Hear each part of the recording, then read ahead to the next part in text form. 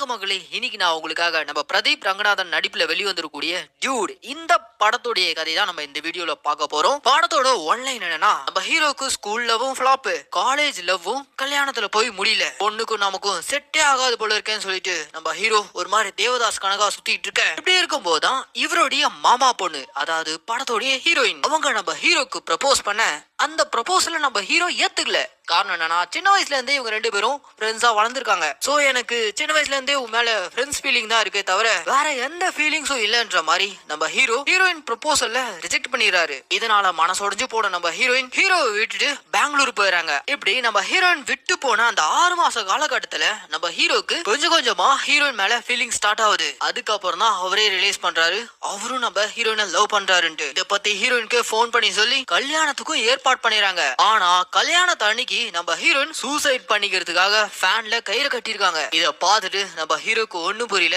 ஆரம்பத்துல ஹீரோக்கு ப்ரப்போஸ் பண்ண நம்ம ஹீரோயின் இப்ப கல்யாண பேச்சு எடுக்கும்போது எதுக்காக சூசைடல் ட்ரை பண்ணோம், இதுக்கு பின்னாடி இருக்கக்கூடிய காரணம் என்ன, ஹீரோயினை கரம் பிடிச்சாரா, இல்ல இவங்க லைஃப்குள்ள வேற யாராவது வந்தாங்களா, இவங்க ரெண்டு பேரோட ரிலேஷன்ஷிப் எங்க போய் முடிஞ்சு, இது எல்லாத்தையும் நம்ம கொஞ்சம் கூட எதிர்பார்க்காத லெவல்ல படம் முழுக்க ஏகப்பட்ட ட்விஸ்டோட சொன்ன படம் தான் இந்த டியூட்.